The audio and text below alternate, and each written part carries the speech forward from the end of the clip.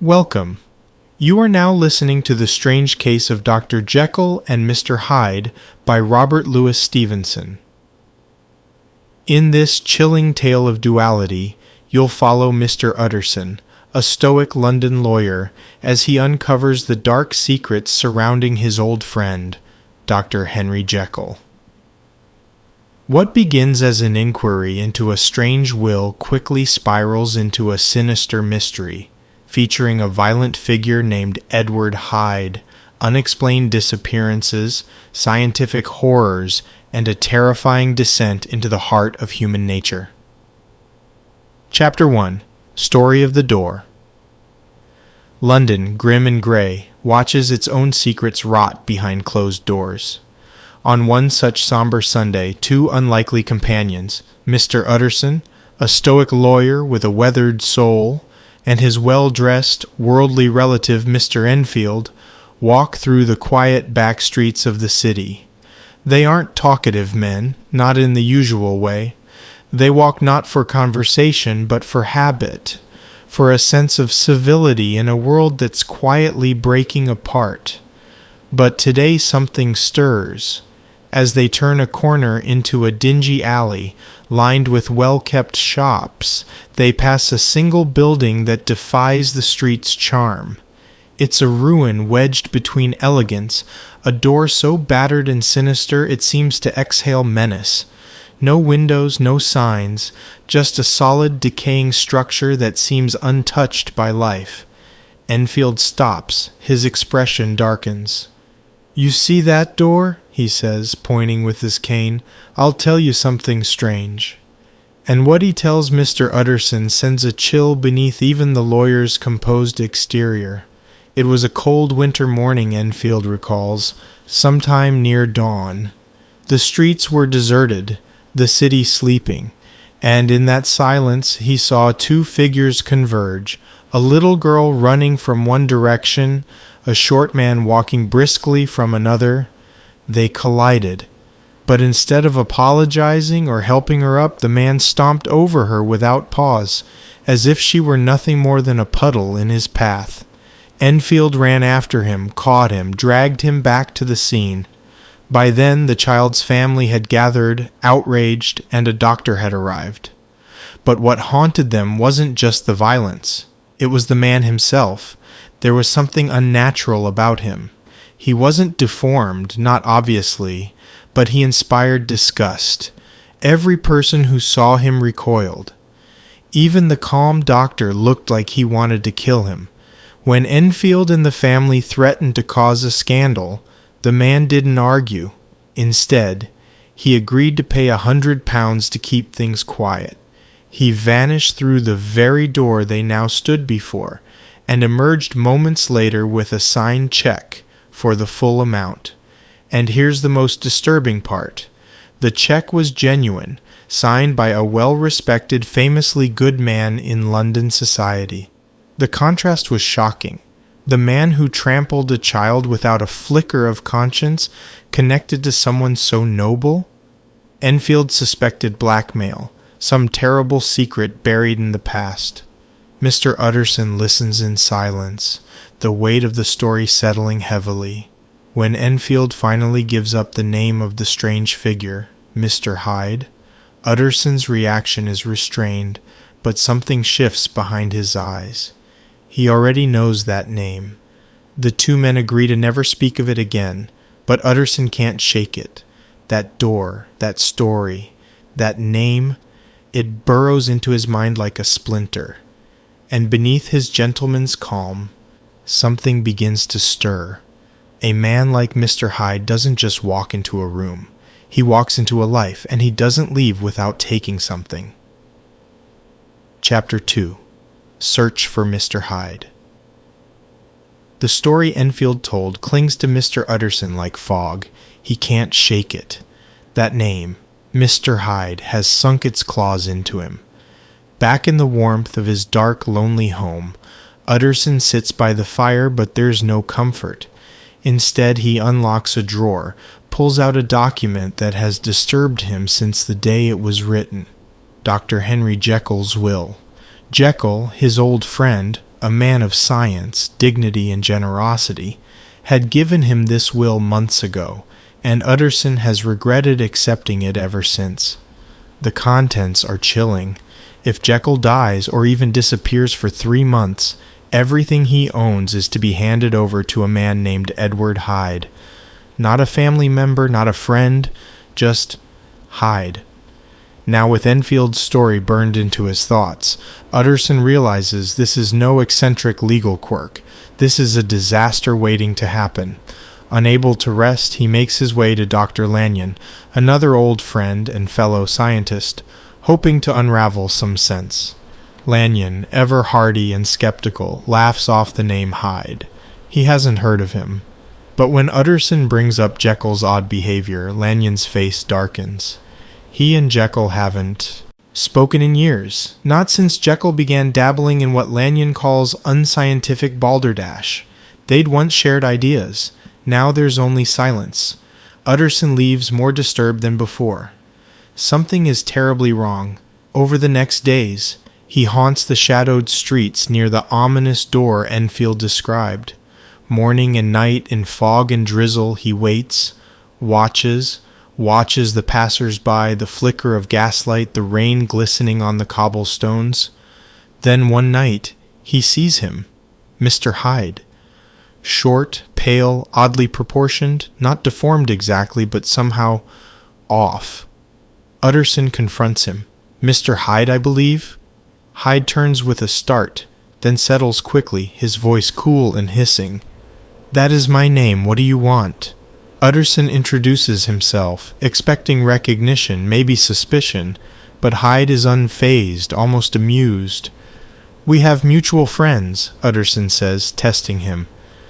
"Dr. Jekyll, for instance." At the mention of Jekyll's name, something flickers in Hyde's expression, a momentary snarl, a flash of control slipping, but it vanishes. He gives Utterson his address and disappears through the sinister door, using a key. A key. Utterson is left in the cold, heart pounding. Hyde has access to Jekyll's home. Hyde holds Jekyll's will. And Hyde, Utterson is certain, is evil, not just in action, but in essence. Something about him repels, disturbs. He doesn't seem fully human. Utterson's fears now take full shape. He's convinced Jekyll is being blackmailed, perhaps for something terrible from his past. Maybe Hyde knows a secret so awful that Jekyll would rather leave his fortune to a monster than face the truth being exposed. But what could it be? Back at Jekyll's house, Utterson questions Poole, the butler. Hyde has full access, he confirms. Comes and goes as he pleases. Everyone in the household has been ordered to obey him. No explanation, just silence and tension. Utterson's thoughts spiral. He imagines Hyde creeping through the halls at night, standing at Jekyll's bedside, whispering threats, waiting for the moment the doctor disappears, so he can inherit it all. That night, Utterson lies awake, haunted by dreams of Jekyll sleeping peacefully, only to awaken with Hyde standing over him, smiling in the dark. The figure has no clear face, just a presence of inhuman dread. Utterson wakes in a sweat. He vows to protect Jekyll, whatever it takes. He will get to the bottom of this, because there's something ancient, something primal about Edward Hyde, and if Henry Jekyll doesn't escape his grasp soon, he may never come back. Chapter 3. Dr. Jekyll was quite at ease. A few days later, in the warm glow of twilight, Dr. Henry Jekyll hosts a small dinner party. His home, tucked behind the ominous door Mr. Hyde used, is now vibrant and respectable, filled with silverware clinking, gentle laughter, and the low hum of polite conversation.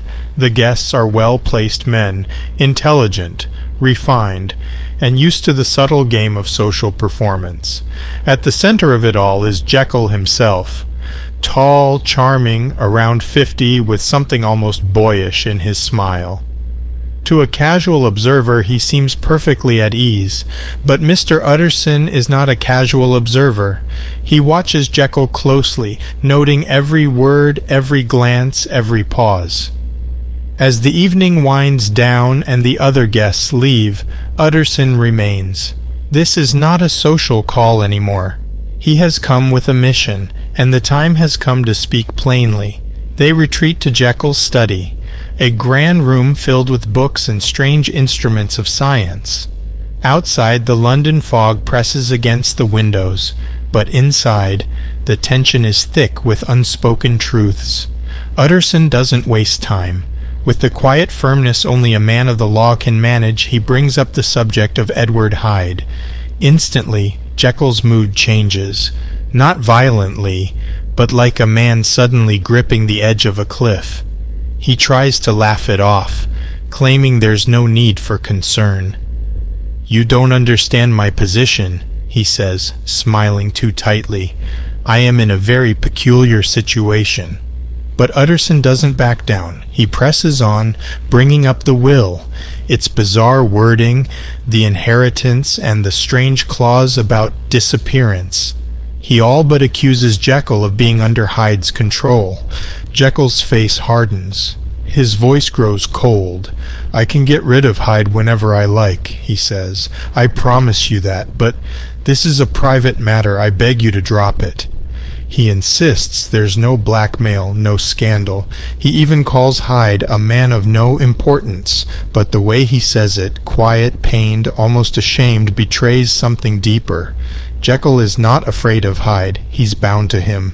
Then, softening, Jekyll places a hand on Utterson's shoulder. "I know you mean well," he says, like a man trying to calm a storm that's already inside the house.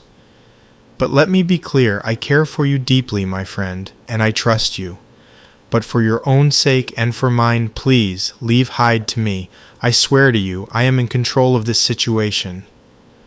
But Utterson knows better. He hears the desperation behind the charm, the plea behind the composure. Jekyll isn't in control. He's dancing with something dark, something he thinks he understands, but that Utterson suspects is growing larger than both of them. And as he walks away from that grand house into the damp, quiet London night, Utterson's resolve hardens. He's going to find out the truth, because men like Jekyll don't beg for silence unless they're standing on the edge of something monstrous. Chapter 4. The Carew Murder Case. Nearly a year has passed. London, as always, shifts between fog and firelight, between gentility and horror. But nothing prepares the city for what's coming. It begins on a foggy, windless night, a night so still that it feels like time is holding its breath. A maid, working late and standing at the window of her employer's house in the Soho district, watches the street below. It's quiet. The gas lamps flicker softly, and then she sees them. Two men. One is elderly, dignified, carrying a gold-handled cane, a gentleman walking calmly under the moonlight. The other is smaller, hunched, moving like a wild dog wearing a man's skin. It's Mr. Hyde. They exchange words. Nothing loud, but something in the tone makes the hairs on the maid's neck rise. Then, without warning, Hyde explodes. Like a dam bursting, he raises the cane and strikes, once, twice, again and again. It's not a fight, it's a slaughter. The cane, elegant and expensive, cracks the old man's skull like dry wood. Bones shatter. Blood splashes the cobblestones. The maid screams and faints, falling back from the window. By the time others arrive, it's too late. The victim is unrecognizable. His body is broken, twisted, left crumpled like discarded clothes in the alley. But his wallet and a sealed letter remain. The authorities identify him as Sir Danvers Carew, a respected member of Parliament, a man known for his kindness and gentle heart, and now murdered in cold blood by a creature barely human. The police call in Mr. Utterson, whose name was found on the letter in the dead man's pocket. The connection stings. Utterson recognizes the name of the suspect immediately. He doesn't need a description. Edward Hyde. The nightmare has returned. Utterson takes the inspector to Hyde's lodgings in Soho, a neighborhood thick with smoke, shadows, and the scent of something always slightly rotting. Hyde's place is like the man himself, oddly proportioned, expensive but tasteless, and disturbingly sterile. No clothes, no papers, no trace of a life, just a few basic furnishings and the eerie sense that someone had vanished into thin air. But they find something useful, the remnants of the murder weapon, the shattered pieces of the cane. Utterson recognizes it. It had once belonged to Dr. Jekyll. The implications are deafening. The police search for Hyde, but he's gone, vanished. No trace, no contacts. It's as if the earth swallowed him whole. And now, the city buzzes with fear. A man as respectable as Sir Danvers murdered in the street, for no reason at all. There's no theft, no known feud, just brutal violence. The crime is senseless, unprovoked, and that makes it even more terrifying. What kind of person would do this? What kind of man would kill without motive? Utterson's mind races. The clues lead only to one conclusion. Hyde is not merely cruel or strange, he is evil incarnate. And yet, Jekyll remains silent. Days pass. The doctor locks himself in his home, refusing visitors. When Utterson finally forces his way in, Jekyll appears visibly changed, haunted and hollow. He assures Utterson that he is done with Hyde. He says Hyde will never be seen again. He even offers a letter, supposedly written by Hyde himself, saying he's leaving for good. Utterson is torn. Part of him wants to believe his friend. Part of him wants to bury this nightmare and move on. But something doesn't sit right. The letter is odd. The writing seems familiar. When he consults his clerk, an expert in handwriting, they discover something disturbing. The handwriting is identical to Jekyll's. Hyde didn't write the letter. Jekyll did. The truth is closing in like the London fog, thick, inescapable, and cold as death. Chapter 5. Incident of the Letter. London is still reeling from the murder of Sir Danvers Carew, and behind the tall, dignified doors of Dr. Henry Jekyll's house, something has shifted. The once lively home, known for its dinners, warmth, and laughter, is now sealed in quiet unease. The servants whisper, the halls echo. The doctor's study, once filled with brilliant talk and clinking glasses, has become a shadowed prison. Mr. Utterson, rattled by the discovery that Jekyll forged Hyde's farewell letter, pays his friend a visit. What he finds is both familiar and disturbing. Jekyll appears calm, seated by the fire, well-dressed and gracious as always. But there's a fragility to him now, like glass under pressure. His face is pale, but his tone is warm. He insists the worst is behind him. Hyde, he claims, is gone forever, destroyed, fled the city, never to return. I am done with him, Jekyll says, his voice barely above a whisper. The relationship is over. But the words don't comfort Utterson, not really. He senses something unresolved, something unspoken. Jekyll's eyes flicker like candlelight, steady on the surface, but threatening to vanish at the slightest gust. Then Jekyll hands Utterson the letter. It's from Hyde, or so he claims. A short, cold goodbye. No address, no explanation. Just the assurance that he won't trouble Jekyll anymore. Utterson reads it carefully, noting the absence of envelope, the precision of the penmanship. He offers to keep it, and Jekyll agrees, but he makes an odd request. Don't show this to the police, Jekyll pleads. It would only cause more harm.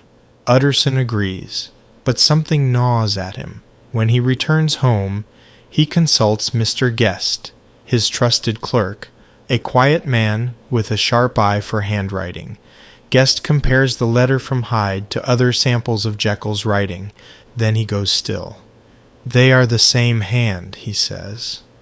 Utterson feels the blood drain from his face. It's not just that Jekyll is protecting Hyde.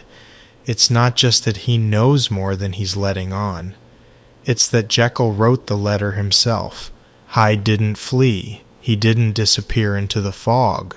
Jekyll is covering for him. Or worse, he is him. Utterson tries to reason through it. Maybe Jekyll was being blackmailed and wrote the letter to throw off suspicion.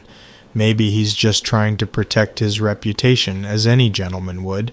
But these explanations ring hollow. The facts remain chillingly clear. Hyde murdered an innocent man. Jekyll forged a letter to defend him, and Jekyll claims the monster is gone, without telling anyone how. As Utterson stares into the flickering gaslight, the puzzle sharpens. The edges begin to form a terrible shape. There's a secret here. Not just a moral failure, not just shame or weakness. Something unnatural is happening.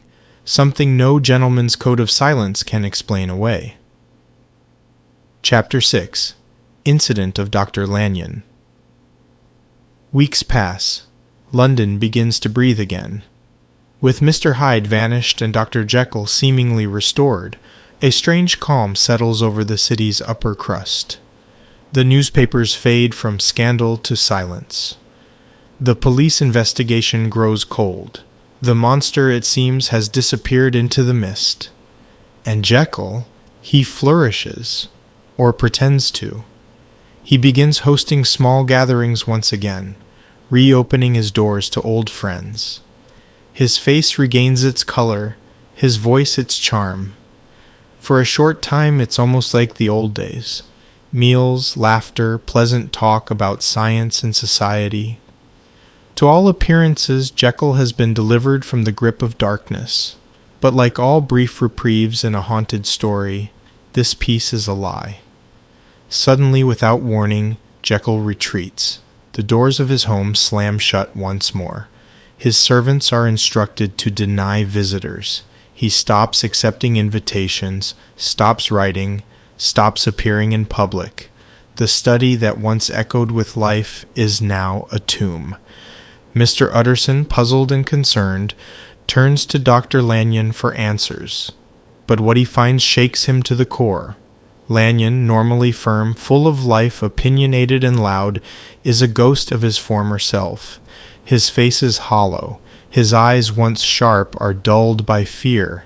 His hands tremble as he sits alone in a room that suddenly feels too large for him. He is dying, not of age or disease, but of something far more terrifying. When Utterson asks about Jekyll, Lanyon stiffens. "I do not wish to speak of him," he says, almost in a whisper. "I am quite done with that man." The bitterness in his voice is unmistakable. Not just disappointment, betrayal, horror. Something terrible has passed between these two old friends, something unspeakable. Pressed further, Lanyon says only this: "If you want to know the truth, you will learn it soon enough, but it will not do you any good. I have had a shock, and I shall never recover." Shortly afterward, Lanyon sends Utterson a package. It is sealed tightly, and the lawyer's name is scrawled across the front. But there's a catch. The letter is not to be opened until Jekyll is dead or gone. Utterson, ever the man of principle, locks it in his safe. Now burdened with more questions than answers, he writes to Jekyll. The reply is short, cryptic, and distant. Jekyll says he is suffering a punishment he dare not name, and begs Utterson not to pursue the matter further. The message is clear: stay away. Utterson complies, but the weight of what he doesn't know begins to press on him like a stone. Jekyll has vanished again, not into society, but into himself. Whatever had begun with Hyde is not over. It is consuming him. And Lanyon, a man of science and reason, has witnessed something that destroyed his spirit entirely. By the end of the chapter, the once stable world of reason, reputation, and order is beginning to crack. The respectable men of London are not just facing secrets, they're staring into the abyss of something unnatural, something evil, and it's not finished with them yet. Chapter 7. Incident at the Window. It's a Sunday afternoon in London, and the air is strangely still, too quiet, as if the city itself is holding its breath. Mr. Utterson and his companion, Mr. Enfield, are out walking again. Their paths are casual, their manner calm, but inside, both men carry the weight of things they'll never say aloud, and as fate would have it, their steps lead them once more to the street with the sinister door, the door that opened to horror, secrets, and a name neither of them dares to speak easily, Hyde. As they pass, they pause outside the back of Dr. Jekyll's house, the laboratory side, where the windows loom dark and silent. Above them, on the upper floor, a single window is open, and through it, seated like a shadow framed in glass, Dr. Jekyll himself appears. He looks thin, pale, wasted, like a man who's been carved down by invisible hands, and though he forces a smile, it trembles. Utterson, ever polite, calls out to him, trying to sound cheerful, "Come down and take a walk with us." Jekyll shakes his head slowly. "No, I dare not." The words land heavily. There's a strange edge to them, fear, restraint, and something deeper. Shame. His voice is distant, as though coming from somewhere far behind the body seated in that room. Still he speaks kindly. For a few moments they exchange brief pleasantries through the open air. There's a sad civility to it, like two soldiers saluting across enemy lines. But then, as Utterson and Enfield turn to go, something horrifying happens. A change, sudden and violent, spreads across Jekyll's face. His smile collapses, his eyes stretch wide in terror. It's not just fear, it's agony. The window slams shut. A scream, maybe his, maybe not, rattles the glass, then dies into silence. Utterson and Enfield stand frozen, their blood cold. They don't run, they don't speak. They simply walk away in stunned silence, like men who have witnessed something not meant for human eyes. Whatever they saw, whatever overtook Jekyll in that moment, it was not natural. It wasn't illness. It wasn't madness. It was something else entirely. Something wrong. Chapter 8. The Last Night. A biting wind howls through London. The streets are cloaked in mist. The lamps barely hold back the dark. It's nearly midnight when Mr. Utterson is woken by a frantic knock. Standing at his door is Poole, Dr. Jekyll's faithful servant, his face pale, eyes wide with fear. "There's something wrong," he says, "terribly wrong at the doctor's house." Utterson doesn't hesitate. He throws on his coat, grabs his cane, and follows Poole through the empty streets.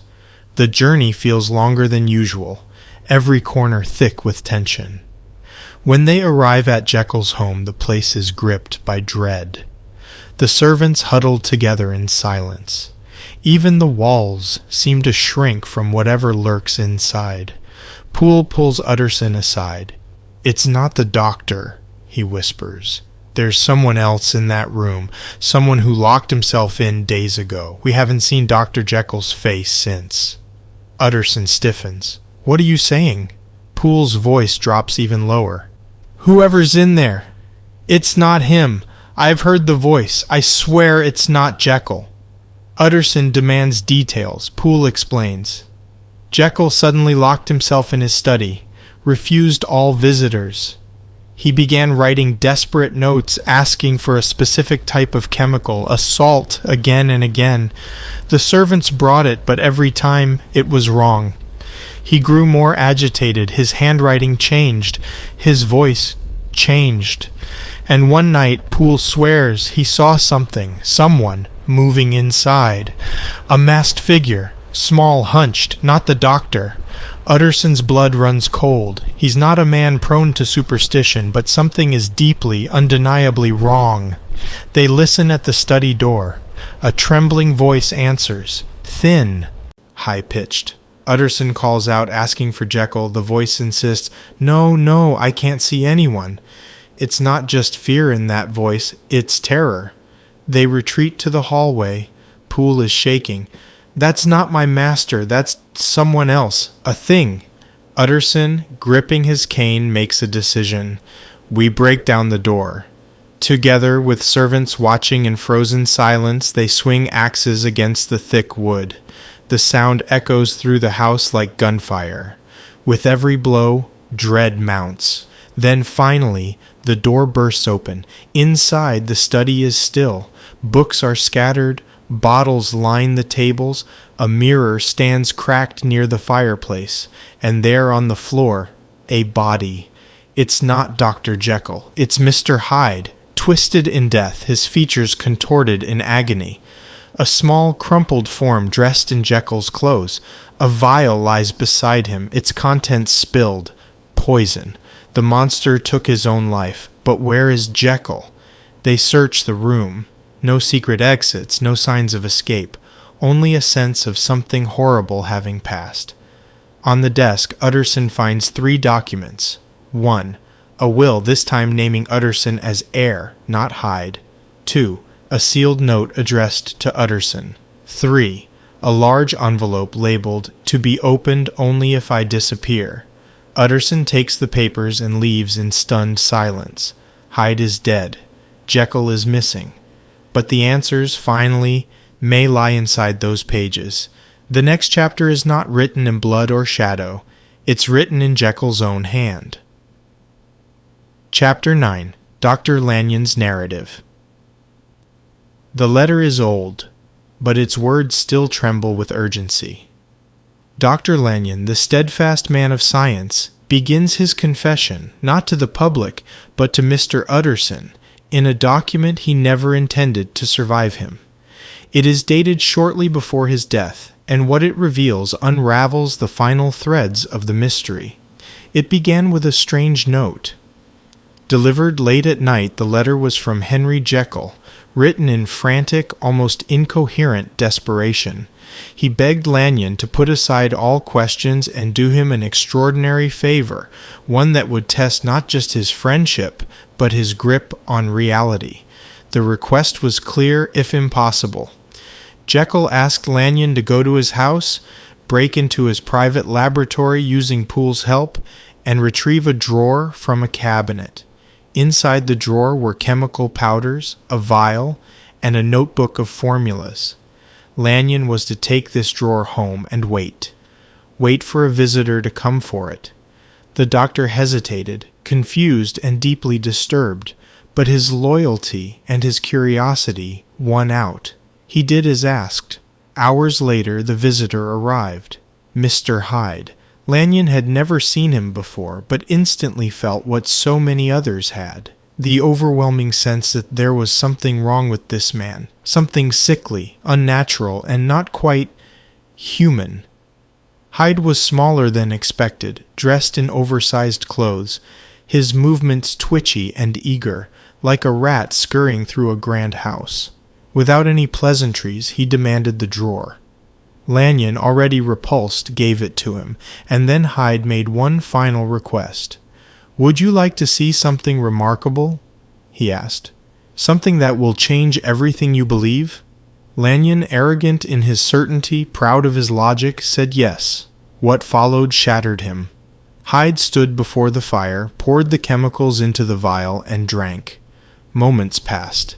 Then, as Lanyon watched with rising horror, Hyde began to change, his body twisted, bones reshaped, his voice cracked, flesh restructured itself like melting wax, and in a spectacle that no earthly science could explain, Edward Hyde transformed into Henry Jekyll, right before Lanyon's eyes. The respectable doctor, the man Lanyon had known for decades. He was Hyde.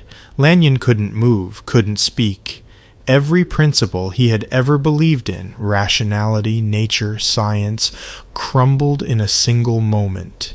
This was no trick, no hallucination. He had witnessed the impossible, and it destroyed him. He left that night in silence. He could never look at Jekyll again. He knew that the man he once called friend had tampered with something too dangerous for words. The horror wasn't just what Jekyll had become. It was what he had willingly unleashed. Lanyon concludes his letter with quiet resignation. He knows he is dying, not from illness but from truth, from knowing that the wall between man and monster is thinner than anyone dares admit, that even the most brilliant minds, if left unchecked, can tear it down entirely. Chapter 10. Henry Jekyll's Full Statement of the Case. At last, the truth. In his own words, written as a dying confession, Dr. Henry Jekyll lays bare the horror he unleashed. Not a tale of madness, not a crime of passion, but a deliberate descent into darkness. From his earliest years, Jekyll had lived a life of contradiction. Outwardly, he was every inch the gentleman, refined, moral, respected. But within him raged another self, one driven by impulse, desire, and shame. He wore virtue like a tailored suit, while secretly yearning to tear it off and walk unbound through the streets of temptation. He began to wonder, what if the soul wasn't singular but dual? What if every man was not one being, but two? What if he could separate them? So he did what few others would dare. He experimented.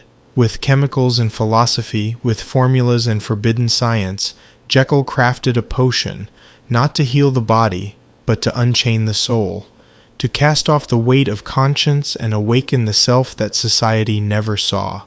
And it worked. The first time he drank the potion, he felt not fear, but freedom. His body shrank, his features twisted, but his spirit soared. He was now Edward Hyde, the embodiment of pure instinct, untouched by shame or guilt.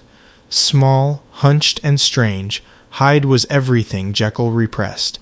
He could walk the streets with no mask, no reputation to lose. He could indulge. He could act. He could hurt. At first it was thrilling.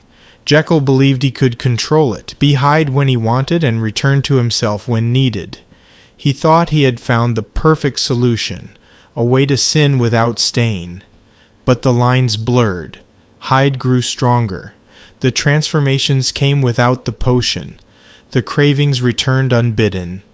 One night, in a fit of rage and twisted pleasure, Hyde trampled a child. And still Jekyll didn't stop. He felt guilt, yes, but always returned to the bottle. Always let the other self take over, until he murdered Sir Danvers Carew. That night broke everything. Jekyll swore it would be the end. He destroyed the key to the lab. He vowed to live a life of virtue again, and for a time he did. But the darkness waited, and he missed it. Eventually temptation clawed its way back. He brewed the potion again, but this time Hyde returned angrier, caged too long, now ravenous. There was no controlling him. Jekyll became a prisoner, forced to watch from the inside as Hyde prowled the city. And then came the panic. The salt, the essential ingredient for the transformation, ran out. Jekyll ordered more, again and again, but none of it worked. Something in the original was unique, accidental. Now he was trapped. Sometimes as Jekyll, sometimes as Hyde, but never in control for long. He shut himself away, terrified of what might emerge.